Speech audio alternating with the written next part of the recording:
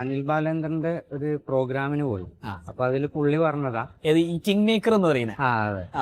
Tell me more about Anil Balachandran. ആ ഒരു significance വേറൊരു ട്രെയിനർ ഇല്ല ഇതുപോലെ. എപ്പോഴാണ് അനിൽ ബാലചന്ദ്രനെ കണ്ടുപിടിക്കുന്നതും എങ്ങനെയാണ് അങ്ങോട്ടേക്ക് എത്തുന്നതും ആ നെറ്റ്വർക്കിലേക്ക് കയറുന്നതൊക്കെ? ഒരു യൂട്യൂബ് ആഡ് ത്രൂ ആദ്യം കണ്ടത്.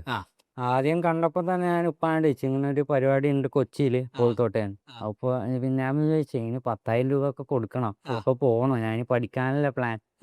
പറഞ്ഞു എന്തായാലും പോണം, അത് എത്ര പൈസ എന്നുള്ളത് നോക്കണ്ട. ഇത് പല സ്ഥലത്ത് നിന്ന് നമുക്ക് ഇപ്പോഴും കോൾ വരുന്നുണ്ട്, കോയമ്പത്തൂരിൽ നിന്ന്, എറണാകുളത്ത് നിന്ന്, പിന്നെ മംഗലാപുരത്ത് നിന്നൊക്കെ. ഒരു ബ്രാഞ്ച് നമുക്ക് ഇവിടെ തുടങ്ങിയാലോ എന്നുള്ള രീതിയിൽ. അപ്പൊ ഇത് എക്സ്പാൻഷൻ സീക്രട്സ് പറഞ്ഞിട്ടൊരു 3 day വെബിനാർ ഉണ്ടായിരുന്നു. അപ്പൊ അതിന് ഞാൻ ജോയിൻ ചെയ്ത്. അപ്പൊ പുള്ളി പറഞ്ഞത് നിങ്ങൾ എക്സ്പാൻഡ് ചെയ്യരുത്. കാരണം ഈ സിസ്റ്റംസ്, ഈ കാര്യങ്ങൾ ഇതൊക്കെ പ്രോപ്പർ ആവാതെ എക്സ്പാൻഡ് ചെയ്ത് കഴിഞ്ഞാൽ ഉള്ളതും പോകുന്നുള്ള ഒരു ഇൻസൈറ്റ് കിട്ടി. അപ്പൊ ഞാൻ തീരുമാനിച്ചു ഇപ്പൊ എക്സ്പാൻഡ് ചെയ്യണ്ട, 2-3 കൊല്ലം കഴിഞ്ഞിട്ട് എക്സ്പാൻഡ് ചെയ്യാന്നുള്ളത്. പിന്നെ ഞാൻ ആ കിങ്സ് ക്ലബിലും കയറി. അതിൽ നിന്ന് ഭയങ്കര ഹെൽപ്ഫുൾ ആയിട്ടുള്ള കുറെ ഇൻസൈറ്റ്. എങ്ങനെയാണ് ഈ കിങ്സ് ക്ലബ്ബ് വർക്ക് ചെയ്യുന്നത്? കിങ്സ് ക്ലബ്ബ് ഡെയിലി രാവിലെ ഒരു ക്ലാസ് ഉണ്ടാവും. അത് നമ്മുടെ ഒരു ആപ്പിലും കൂടെ അവര് പോസ്റ്റ് ചെയ്ത് തരും. അപ്പൊ നമുക്ക് എവിടെ നിന്നും ആ സംഭവം അതിൽ റിയൽ ടൈം ബിസിനസ് ചെയ്യുന്ന ആൾക്കാരുടെ ഇൻസൈറ്റ്സും ഷെയർ ചെയ്യും. അതുപോലെ അനിൽ സാറിന്റെ ക്ലാസ്സസും ഉണ്ടാവും.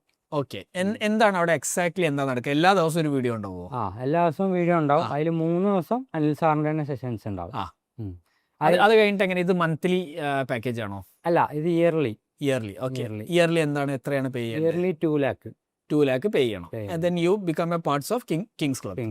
അതായത് ഐഡിയാസും കിട്ടും, നമുക്ക് എന്ത് ഡൗട്ട് ഉണ്ടെങ്കിലും ചോദിക്കാം, എന്താ ചെയ്യേണ്ടത്, അതിൽ നിന്ന് ഗൈഡൻസ് കിട്ടും. ഓക്കെ, അപ്പൊ ഇതൊരു ഈക്കോ മാഫിയന്റെ ഹയർ വേർഷൻ ആയിട്ട് പറയാൻ പറ്റും? അതെ, പറയാൻ പറ്റും. ഓക്കെ, ഈക്കോ മാഫിയ എന്നുള്ളത് ഒരു ഈക്കോമിനെ ബേസ് ചെയ്തിട്ടാണെങ്കിൽ ടോട്ടൽ ബിസിനസിനെ ബേസ് ചെയ്തിട്ടുള്ളതാണ്.